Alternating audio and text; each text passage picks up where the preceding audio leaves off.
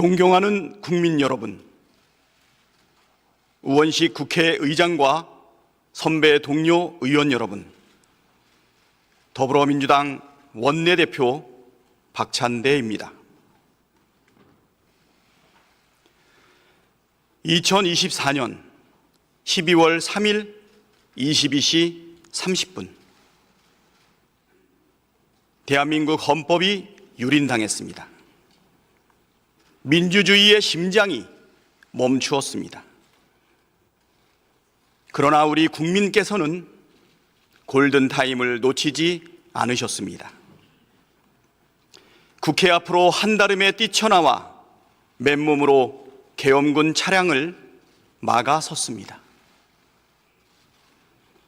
국회를 봉쇄한 경찰에 항의하며 국회의원들과 보좌진의 국회 진입을 도왔습니다. 민주주의의 심장이 다시 뛰도록 심폐소생을 해주신 모든 분에게 존경과 감사의 마음 전합니다. 여러분이 민주주의를 살리고 대한민국을 지킨 주역이십니다. 노벨 문학상 수상자인 한강 작가는 소년이 온다를 준비하던 중 1980년 5월 광주에서 희생된 젊은 야학 교사의 일기를 보고 현재가 과거를 도울 수 있는가? 산자가 죽은 자를 구할 수 있는가라는 질문을 뒤집어야 한다는 걸 깨달았다고 합니다. 과거가 현재를 도울 수 있는가? 죽은 자가 산자를 구할 수 있는가? 저는 이번 12.3 비상계엄 내란 사태를 겪으며 과거가 현재를 도울 수 있는가라는 질문에 그렇다라고 답하고 싶습니다. 1980년 5월이 2024년 12월을 구했기 때문입니다. 2024년 12월 3일 23시 계엄사령부는 포고령 1호를 발표했습니다. 포고령 1호의 내용은 다음과 같습니다. 자유대한민국 내부에 암약하고 있는 반국가 세력의 대한민국 체제 전복 위협으로부터 자유민주주의를 수호하고 국민의 안전을 지키기 위해 2024년 12월 3일 23시부로 대한민국 전역에 다음 사항을 포고합니다. 1. 국회와 지방의회 정당의 활동과 정치적 결사, 집회, 시위 등 일체의 정치활동을 금한다. 2. 자유민주주의 체제를 부정하거나 전복을 기도하는 일체의 행위를 금하고 가짜뉴스, 여론 조작, 허위 선동을 금한다. 3. 모든 언론과 출판은 계엄사의 통제를 받는다. 4. 사회 혼란을 조장하는 파업, 태업, 집회 행위를 금한다. 5. 전공의를 비롯하여 파업 중이거나 의료 현장을 이탈한 모든 의료인은 48시간 내 본업에 복귀하여 충실히 근무하고 위반 시에는 계엄법에 의해 처단한다. 6. 반국가 세력 등 체제 전복 세력을 제외한 선량한 일반 국민들은 일상생활에 불편을 최소화할 수 있도록 조치한다. 이상의 포고령 위반자에 대해서는 대한민국 계엄법 제9조 계엄사령관 특별조치권에 의하여 영장 없이 체포, 구금, 압수수색을 할 수 있으며 계엄법 제14조 벌칙에 의하여 처단한다. 이와 똑같은 포고령이 44년 전에도 있었습니다. 1980년 5월 17일 밤 계엄사령부는 포고령 10호를 통해 다음과 같은 7가지 세부 조치를 발표했습니다. 모든 정치 활동을 중지하며 정치 목적의 옥내외 집회 및 시위를 일체 금한다. 정치활동 목적이 아닌 옥내외 집회는 신고를 하여야 한다. 단 관원상제와 의례적인 비정치적 순수 종교 행사의 경우는 예외로 하되 정치적 발언은 일체 불허한다. 언론, 출판, 보도 및 방송은 사전 검열을 받아야 한다. 각 대학은 당분간 휴교 조치한다. 정당한 이유 없는 직장 이탈이나 태업 및 파업 행위를 일체 금한다. 유언비어의 날조 및 유포를 금한다. 유언비어가 아닐지라도 전현직 국가원수를 모독 비방하는 행위, 북계와 동일 주장 및 용어를 사용 선동하는 행위, 공공집회에서 목적 이외의 선동적 발언 및 질서를 문란시키는 행위는 일체 불허한다. 국민의 일상생활과 정상적 경제활동의 자유는 보장한다. 외국인의 출입국과 국내 여행 등 활동의 자유는 최대한 보장한다. 본 포고를 위반한 자는 영장 없이 체포, 구금, 수색하여 엄중 처단한다. 1980년 5월의 포고령과 2024년 12월의 포고령은 쌍둥이처럼 빼닮았습니다.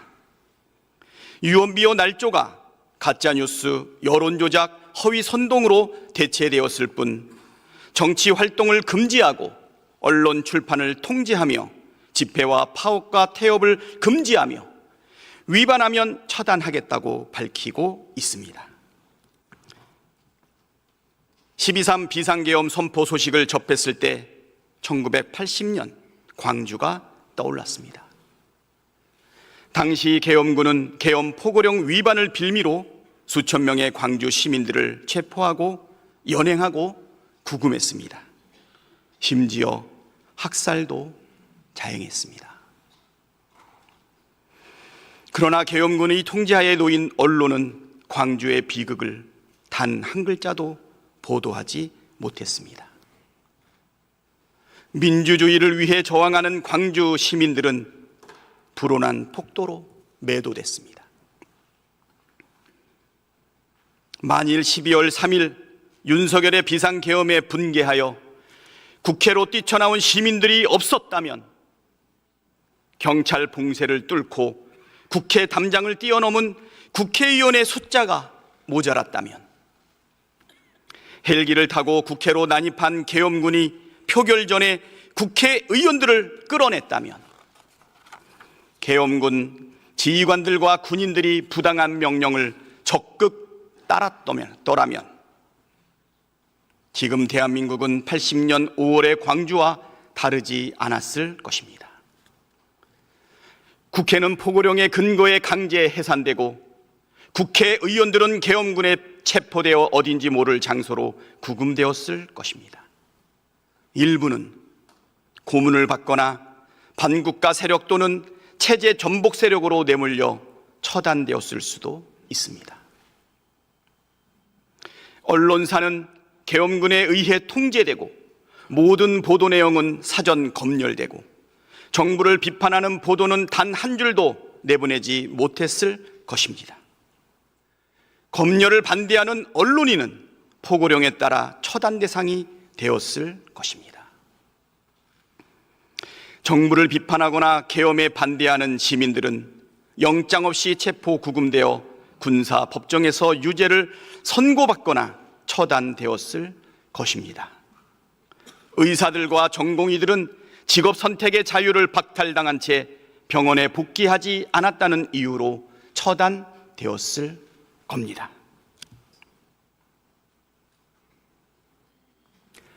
우리가 아는 계엄, 우리가 실제로 겪었던 계엄은 바로 이런 것입니다. 상상만으로도 아찔한 비상계엄이 실제로 선포됐을 때 1980년 5월 광주는 2024년 12월의 우리를 이끌었습니다. 44년 전 고립무원의 상황에서도 죽음을 각오하고 계엄군과 맞섰던 광주 시민들의 용기가, 그들이 지키려 했던 민주주의가 우리를 움직이는 원동력이었습니다. 과거가 현재를 도왔고 죽은 자가 산 자를 구했습니다. 대한민국의 민주주의는 광주에 큰 빚을 졌습니다. 존경하는 선배 동료 의원 여러분, 12상 비상계엄은 명백한 위헌이며 중대한 법률 위반입니다. 헌법이 정한 비상계엄의 절차와 요건을 전혀 갖추지 못했으며 헌법의 내란죄, 직권남용 권리 행사죄, 특수 공무집행 방해죄 등과 같이 국민의 생명 및 안전, 국가의 존립과 기능, 국민 주권주의, 민주주의와 법치주의를 침해했습니다. 헌법 제77조 제1항은 계엄의 요건을 전시, 사변 또는 이에 준하는 국가 비상사태에 있어서 병력으로서 군사상의 필요에 응하거나 공공의 안녕 질서를 유지할 필요가 있을 때로 규정하고 있습니다. 그러나 전시나 사변, 이에 준하는 국가 비상사태는 없었습니다. 계엄을 선포한 때에는 대통령은 지체 없이 국회에 통고하여야 한다는 헌법 제77조 제4항도 지켜지지 않았습니다. 비상계엄을 수개월 전부터 치밀하게 계획하고 준비했으며 북한에 무인기를 보내 북한의 도발을 유도하고 오물풍선 원점 타격으로 인위적 전시 상황을 조성하려 한 정황은 애초부터 비상계엄이 요건을 갖추지 못한 명백한 위헌이었다는 사실을 보여줍니다. 계엄군과 경찰은 헌법기관인 국회의 기능을 마비하고 헌법기관인 국회의원을 체포해 계엄 해제 의결을 막으려 했습니다. 비상계엄이 선포된 뒤 경찰은 국회를 봉쇄해 국회의원과 보좌진의 국회 출입을 방해했습니다.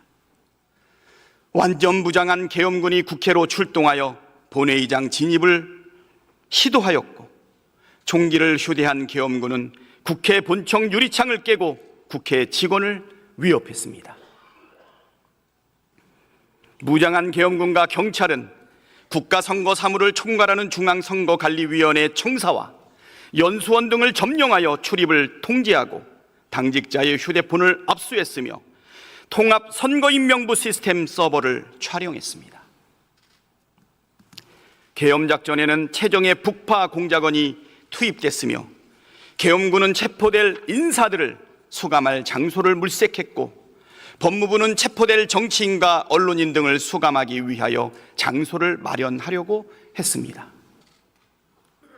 즉 12.3 비상계엄 선포는 위헌 위법할 뿐만 아니라 대통령이 자신의 권력을 유지하기 위해 군대를 동원해 국민 주권을 찬탈하고 행정 권력뿐만 아니라 입법과 사법 권력까지 장악하기 위해 벌린 내란 행위입니다. 윤석열은 이 내란을 진두지휘한 내란의 우두머리입니다. 윤석열은 특수전 사령관과 수도방위 사령관에게 전화를 걸어 상황을 직접 점검했고 국회의원 체포를 직접 지시했으며 위헌 위법한 포고령까지 직접 검토했습니다. 곽종근 특수전 사령관에게 비아폰으로 전화를 걸어 의결 정족수가 아직 다 안 채워진 것 같다. 빨리 문을 부수고 들어가서 안에 있는 인원들 끄집어내라고 지시를 했고 홍장원 국가정보원 제1차장에게 전화를 걸어 이번 기회에 다 잡아들여 싹 다 정리해 라며 국회의장, 국회의원 등 정치인, 전 대법원장 및 전 대법관 등 법조인, 방송인, 시민사회 인사 등에 대한 체포를 지시했습니다. 경찰이 장악할 대상 기관과 인물이 적힌 문서를 경찰청장에게 하달하기도 했습니다. 존경하는 선배, 동료, 의원 여러분, 12.3 비상계엄 내란 사태로 무너진 헌정 질서를 바로 세우는 것이 국회의 책무입니다. 윤석열은 12.3 비상계엄 내란을 일으켜 헌정 질서를 마비시켰습니다. 헌정 질서를 파기한 윤석열을 탄핵하는 것은 헌정 질서를 회복하는 길입니다. 국회는 헌정 질서 회복을 위해 헌법이 부여한 권한으로 윤석열의 직무를 정지시켜야 합니다. 이 길이 비상계엄 사태를 가장 빠르고 질서 있게 수습하는 방법입니다. 윤석열은 정상적 직무 수행이 불가능합니다. 12월 3일 위헌 위법한 비상계엄 선포와 12일 대국민 담화에서도 드러난 것처럼 극단적 망상에 사로잡혀 이성적 사고와 합리적 판단이 불가능한 상태입니다. 즉각 직무를 정지시키지 않는다면 또다시 어떤 무모한 일을 저지를지 알 수 없습니다. 당장 직무 정지시키는 것이 바로 국민과 나라를 위한 길입니다. 윤석열은 대한민국 최대 리스크입니다. 12.3 비상계엄 내란 사태는 우리나라의 경제, 외교, 안보, 국격에 큰 충격파를 가했고 지난주 탄핵이 불발하면서 위기는 더욱 증폭되었습니다. 다시 탄핵안이 부결된다면 대한민국은 회생 불가능한 상태로 진입할 것이 자명합니다. 미국을 비롯한 전 세계 자유민주국가들이 대한민국의 헌정질서 파괴와 민주주의 위기에 대해 심각한 우려를 표명하고 있습니다. 탄핵안을 가결함으로써 대한민국의 헌정질서와 민주주의가 정상적으로 작동하고 있음을 전 세계에 보여주어야 합니다.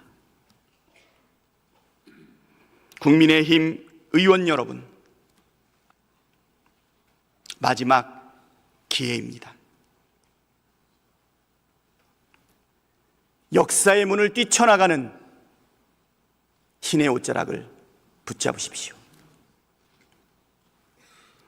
헌법 제1조 1항 대한민국은 민주공화국이다. 제1조 2항 대한민국의 주권은 국민에게 있고 모든 권력은 국민으로부터 나온다. 헌법 제46조 2항 국회의원은 국가 이익을 우선하여 양심에 따라 직무를 행한다. 민주공화국 대한민국의 일원으로서 국민을 대표하는 국회의원으로서 국가 이익을 우선하여 양심에 따라 찬성 표결을 해 주십시오. 국가적 위기 앞에 당리당략을 앞세우는 것은 국민에 대한 반역이자 헌법상 국회의원의 책무를 저버리는 행위입니다. 엄중한 시국의 절박한 심정으로 호소드립니다. 대한민국의 명운이 국회의원 한 분 한 분의 선택에 달려 있습니다. 탄핵에 찬성함으로써 헌정 질서를 파괴하는 자는 반드시 단죄받는다는 역사적 교훈을 남겨주시길 호소드립니다. 탄핵에 찬성함으로써 대한민국의 모든 권력은 국민으로부터 나온다는 헌법 정신을 실현해 주시길 호소드립니다. 탄핵에 찬성함으로써 대한민국의 민주주의가 굳건하다는 점을 세계 만방에 보여주시기를 호소드립니다. 고맙습니다.